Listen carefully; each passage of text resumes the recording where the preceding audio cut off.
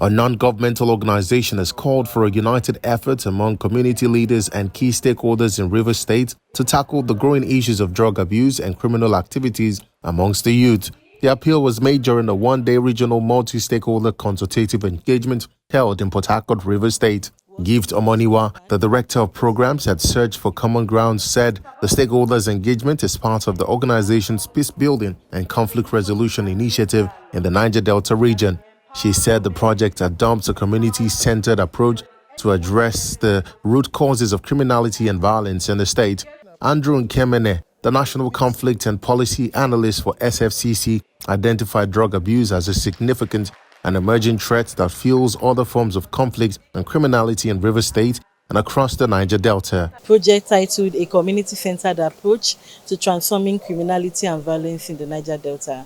So while we're sharing updates on what we're doing, the impacts that the project is creating, we're also looking out for potential areas of collaboration with their different institutions and agencies. We currently are confident that the communities are excited. Sales and abuse have become a major thing that is driving the conflict in Rivers State, and we've come to find how we can also redesign our project with the help of stakeholders there who are members of some of these communities. See how we can redesign our project to see that we meet with the goals, the initial goals that we set up. Participants at the event, including community leaders and stakeholders, pledged to strengthen their partnership with Search for Common Ground and expressed their commitment to supporting the sustainability of the project. They also called for increased training and retraining of security agencies by the government to ensure the desired peace and security in the region. Key thing there is sincerity of purpose. Because if we're sincere about what we want to do and then we follow up, I believe that we will achieve whatever results we want to. But sometimes we preach good policies, but we don't have the will to execute it. And the minute the people notice that there is discrepancy between what you say and what you are doing, you have set up that program to fail. So my advice, my word of advice to everyone, the youth leaders, the community, the developing partners, is sincerity of purpose. I like what the program implementer said, no violence. If there must be peace, if there must be stoppage of crime, if there must be stoppage of conflicts, then the security agencies have to work on their personal worth. They have to know that they have a personal integrity to protect.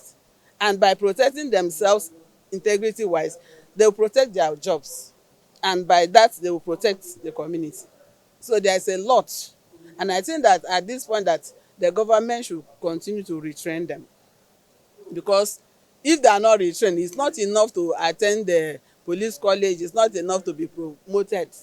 They have to have continuous retraining about the realities of our situation in the country. They're trying to identify the various sources of conflict and how to galvanize civil society to work towards peace. And peace is possible because when civil society says this is what we want, you will now see the politicians adjusting their pledges and whatever to suit what the people actually want. So instead of saying, I support this one, I support this other person, why don't you work for peace in Rivers State? That's a better option than encouraging violence every day in the state, and it affects everybody. It's a multi-stakeholder engagement.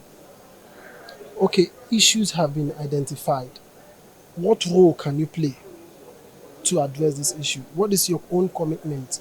So we are encouraging that in advancing sustainable peace in the Niger Delta will require that all hands or all levels of stakeholders have not just their role understood, but actually implementing their roles. Access 24 News reports that the project is being implemented across 66 communities and 33 local government areas in Bayelsa, Delta, and Rivers States, seek to create a safer and more peaceful environment for all residents of the Niger Delta.